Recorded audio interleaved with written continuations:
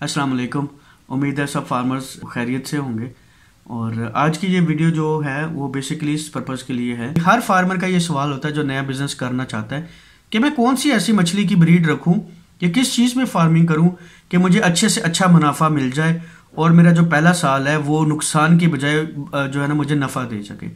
कि पाकिस्तान या इंडिया में कौन सी कार्प या कौन सी मछली की इकसाम ज़्यादा मशहूर हैं, कौन सी मछली की डिमांड ज़्यादा अच्छी है और बड़ी रीज़नेबल प्राइस पर बिक जाती है।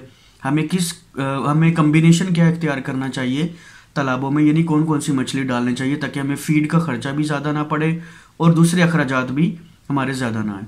उम्मीद है आप हमारी सारी वीडियोस देख रहे होंगे और हमारे चैनल को सब्सक्राइब भी किया होगा, क्योंकि यही सबसे ज़्यादा और आसान तरीका है कि मैं अपनी नॉलेज को और आपकी नॉलेज को यूट्यूब के ज़रिए एक्सचेंज कर सकूँ। आप मुझे वहाँ कमेंट्स में इंफॉर्मेशन शेयर करेंगे, मैं अपनी इंफॉर्मेशन भी आपके साथ वीडियोस में शेयर करूँगा, तो दूसरे आने वाले जो लोग हैं उनके लिए इजी हो जाएगा अंडरस्टैंड करना। मैंने पूरी कोशिश की है कि आप तक जो है एक अच्छे तरीके से मैसेज पहुँच जाए और ज़्यादा से ज़्यादा लोगों तक मैसेज पहुँच जाए, इसलिए ये वीडियो का सिलसिला शुरू किया। पिछली वीडियो आपने देखी होगी जिसमें मैंने मीट फार्मिंग के बारे में थोड़ा सा जिक्र किया है। उसकी वजह यह थी कि मीट का भी अच्छा सीज़न आ रहा है, आगे ईद वगैरह है तो उसमें अच्छी सेल हो जाती है और ये उसको खरीदने का टाइम है ताकि आप 6 महीने उसके ऊपर इन्वेस्ट करें और एक अच्छा मुनाफा ले सकें। आज की ये वीडियो बेसिक पर्पज़ ये है, इस वीडियो में मैं एक्सप्लेन करूंगा हमारे यहाँ कौन सी मछलियाँ अवेलेबल हैं इकसाम जो अच्छे तरीके से ग्रोथ कर जाती हैं और अच्छा मुनाफा दे जाती हैं। फिर मैं एक्सप्लेन करने की कोशिश करूंगा कि नए फार्मर के लिए कौन सी ब्रीड रखना ज़्यादा फायदेमंद है, जो पहले साल कर रहा है दूसरे साल कर रहा है, या कौन सी ब्रीड अगर वो रखेगा उसका एक्सपेंस बढ़ जाएगा और उसको लॉस होने का खतरा है। इस चीज़ को भी डिफ्रेंशिएट करेंगे। तो सबसे पहले हम चलते हैं हमारे यहाँ सबसे ज़्यादा मशहूर मछलियाँ कौन सी हैं, जिसका आपने नाम भी सुना होगा और मार्केट में इजीली अवेलेबल है और आप देख भी लेते हैं। रहू सबसे ज़्यादा बिकने वाली है, थैला, गरास, मोराखी, गुलफाम, तलापिया कहते हैं। ये मशहूर इकसाम है जो फीड पर पल जाती है, जिनको आप ऊपर से फीड डालते हैं तो ये ग्रो कर जाती है। दूसरा जो गोश्तखोर है, उस सिंपल लफ्ज़ों में अगर मैं उसको बयान करूँ तो उसमें मल्ली है, सिंघारी है, कैटफिश है, ठीक है। फिर दूसरी इकसाम में अगर हम जाते हैं तो सोल भी उसमें आ जाता है, पंगासियस भी आ जाती है, बाम मछली भी आ जाती है, गुलफाम जैसे मैंने जिक्र किया। तो ये जो सारी इकसाम है ये पाकिस्तान में बड़ी आसानी से अवेलेबल है और बायर इसको खा भी लेता। अगर कोई एक आधी मिस हो गई हो, जहन से निकल गई हो, तो वो आप लोगों को पता होगा। तो ये वो सारी इकसाम है जो इजीली मार्केट में अवेलेबल है और फार्मर इनको इजीली प्रोड्यूस कर सकता है और बेच सकता है। सबसे ज़्यादा मैं हमेशा रेकमेंड करते हैं हम लोग कि जो नया फार्मर है वो 3 से 4 इकसाम की ब्रीड करे जिसमें उसको मुनाफा हो सके। सिल्वर मैं भूल गया था उसमें से, तो हम उसी 4 पेयर को लेके चलते हैं। 4 पेयर से मुराद ये रहू के साथ आप डालेंगे थैला के साथ आप ग्रास, मोराखी और सिल्वर, इनको प्रोड्यूस कर सकते हैं। यही बहुत इकसाम है अगर आपका फर्स्ट ईयर का एक्सपीरियंस है। हमने पहले साल जो तजर्बा किया था उसमें सिल्वर और मोराखी और ग्रास अच्छी ग्रो कर गई थी, क्योंकि हम सिंकिंग फूड यूज़ कर रहे थे। यानी जब वो आप फीड जो सिंक हो जाती है पानी में, तो क्योंकि ये मछलियाँ तय रहती हैं, कुछ मछलियाँ ऐसी होती हैं जो सरफेस से खाती हैं, कुछ दरमियान से खाती हैं, कुछ उसको बॉटम फीडर होते हैं जिसको हम कह देते हैं।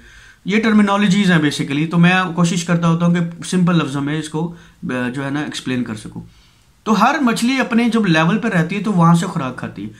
तो हम जब सिंकिंग फूड यूज़ करते थे तो ये मछलियाँ जो तीनों इकसाम मैंने बताई अच्छी ग्रो कर जाती थी। लेकिन सिल्वर मछली क्योंकि ज़्यादा ग्रो करने की वजह से रहू के वेट पर इफेक्ट हो रही थी।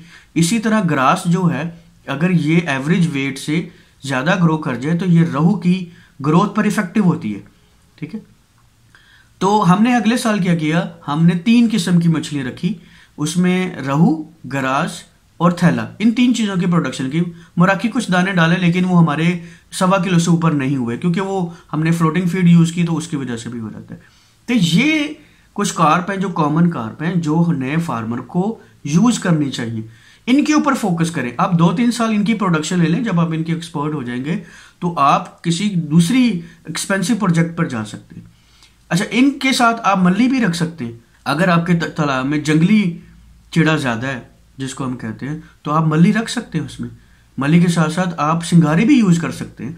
तो ये क्या होती है, ये उसके वायरस को या उसको खाकर जो है ना एक अच्छी ग्रोथ कर जाती है और आपके लिए जो है एक अच्छा प्रॉफिट दे जाती है। हम अमूमन ऐसा ही करते हैं कि इन 3 कार्प के साथ साथ अगर उस तालाब में चिड़ा वगैरह ज़्यादा है या उसके जो ब्रीड करने के चांसेस ज़्यादा होते हैं, हम मल्ली या सिंघारा इसमें ऐड कर देते हैं। वो साल के एंड में जब वो निकलती है तो एक अच्छा खासा मुनाफा आपको मल्ली से मिल जाता है। तो ये है नए फार्मर करी। अब उसमें बहुत सारे फार्मर कहते हैं कि जी हम सोल की फार्मिंग कर लें, हम कैटफिश की फार्मिंग कर लें, हम सिर्फ पंगासियस की फार्मिंग कर लें, हम सिर्फ मल्ली की या सिंघारे की फार्मिंग कर लें। देखें, सबसे पहले ये चीज़ होती है कि आपका कितने साल का एक्सपीरियंस है। अगर तो 5-6 साल का एक्सपीरियंस है कॉमन कार्प करने का, तो फिर आप ट्राई कर सकते हैं। फिर आप 2-3 तालाब बना लें, उनमें आप इस चीज़ को एक्सपेरिमेंटल तौर पे कर सकते हैं। लेकिन अगर आप पहले फार्मर हैं, साल 1.5 साल 2 साल हुए हैं, और आप ये चाहते हैं कि आपने एक गोश्तखोर मछली को अकेले उसकी पैदावार लेनी, तो ये आपके लिए नुकसानदेह।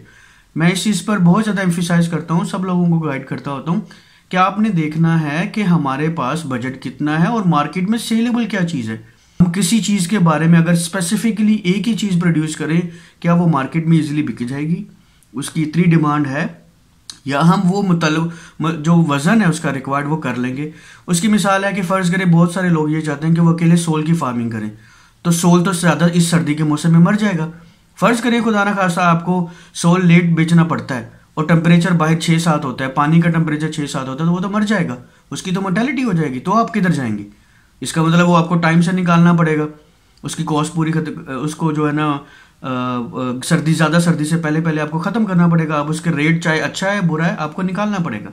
पंगासियस की बात लोग करते हैं, पंगासियस में भी सेम है, आपको अक्टूबर तक पंगासियस बेचनी ही बेचनी है। टेम्परेचर गिरा नहीं, पंगासियस मर जाएगी, ये भी लॉस हो गया। मल्ली और सिंघारा ये थोड़ी सख्त जान है, ये सरवाइव कर जाती हैं पानी में, लेकिन पानी अगर 3 फीट तक होगा तो इनके लिए सरवाइव करना भी मुश्किल होगा। क्या मैं सोल का अकेला कारोबार कर सकता हूँ? सोल एक एक्सपेंसिव प्रोजेक्ट है, बहुत ज़्यादा कंसंट्रेशन चाहिए। अगर आपका पहला साल है तो मैं रेकमेंड नहीं करूँगा कि आप पहले साल ही सोल पर चले जाएं। सोल ठंडे पानी में नहीं बर्दाश्त कर सकता। इवन देखें, हमने एक्सपेरिमेंटल तौर पर डाला था, कुछ सोल हमने निकाल के बेच दिया, कुछ जो पानी में रहा टेम्परेचर लो होने की वजह से वो मर गया। ठीक है, तो इसका मतलब ये हुआ कि हमें सोल को अक्टूबर तक बेचना चाहिए। सेकंड, पंगासियस की लोग बात करते हैं, पंगासियस के सीड हमने बाहर से मंगवाया था, 800 ग्राम 850 ग्राम तक वो गया, अक्टूबर में हमें बेचना पड़ा। ये वो इकसाम है जिनको आप अगले साल नहीं रख सकते क्योंकि पानी टेम्परेचर कम होता है, ये मर जाती हैं। ठीक है, अब कैटफिश जो है वो एक डिफरेंट नेचर की है और वो बड़ी सख्त जान है। जिस तरह तलापिया है, हाइब्रिड तलापिया जिसको गिफ्ट भी कहते हैं, ये एक डिफरेंट किस्म की मछलियां जो पानी के लो टेम्परेचर को बर्दाश्त कर लेती हैं और इनमें मोर्टेलिटी रेट कम होता है एज कम्पेयर टू दूसरी। ठीक है जी, ये चीज़ें जो है ना बहुत इंपॉर्टेंट है। सिंघारी अगर मल्ली का काम अकेले करना चाहते हैं तो आप कितनी मल्ली रख सकते हैं, उसमें फिर आपको उनको फीड में क्या डालेंगे। कैटफिश की सबसे ज़्यादा महंगी जो फीड है, वाटर कलर चेंज हो जाएगा, वाटर को मेंटेन करते रहेंगे, बहुत सारी एडिशनल चीज़ें आपको उसमें ऐड करनी पड़ेंगी। मैं ये नहीं कह रहा कि आप बिल्कुल काम ना करें, मैं ये कह रहा हूँ कि जहां आपने फार्मिंग बड़े पैमाने पर करनी है, आप पहले कॉमन कार्प में एक्सपेरिमेंट कर लें। आप अपनी नेचर को भी समझ जाएंगे, आप अपने टाइम मैनेज करने को स्ट्रेटजी को भी समझ जाएंगे, और आप अपने लोगों के दरमियान जो आपकी कम्युनिकेशन गैप आती है कि जी मैंने फीड डाल दी डली है या नहीं डली, ये आपको ओरिजिनली नहीं पता। इन चीज़ों को जब आप टैकल कर लेते हैं फिर आप यूज़ कर सकते हैं। जैसे मैंने कहा, आपके पास जंगली तलापिया पड़ी हुई है, जंगली चिड़ा पड़ा हुआ है, आप उसको तालाब में पहले छोड़ दें, उसकी ब्रीड करवा दें, ब्रीड करा के साथ रहू छोड़ दें और उसको मल्ली को भी साथ ऐड कर दें, तो वो एक अच्छा वजन कर जाएगी।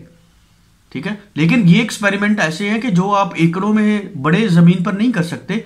2-3 एकड़ अगर आपके पास जगह है तो आप उसके ऊपर कर सकते हैं।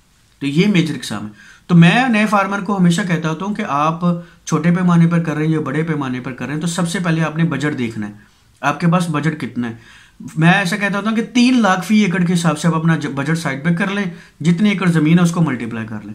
अच्छा, इसमें कुछ फार्मर ये कहते हैं कि मैं अगर सिर्फ गुलफाम का काम करूं, अगर आप सिर्फ गुलफाम का काम करेंगे तो उसमें से क्या निकलेगा, वो तो ब्रीड कर जाएगा सारा अंदर, आप उसको खुराक कहाँ डालेंगे, आप खुराक नहीं डालेंगे वो वेट नहीं करेगा।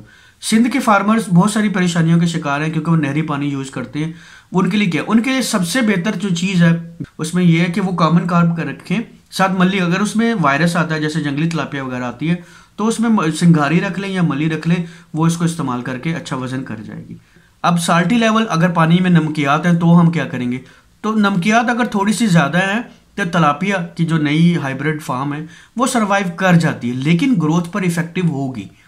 रोहू भी कर जाएगी, थैला भी चल जाएगा, लेकिन आप जितनी मेहनत करेंगे उस मेहनत से कम रिजल्ट निकलेगा।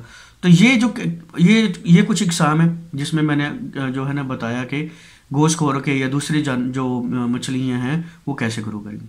सोल में भी उनमें से एक सेंसिटिव है, 5 स्टार सोल भी होता है, येलो कलर वाला सोल भी होता है, डिफरेंट किस्म के सोल होते हैं।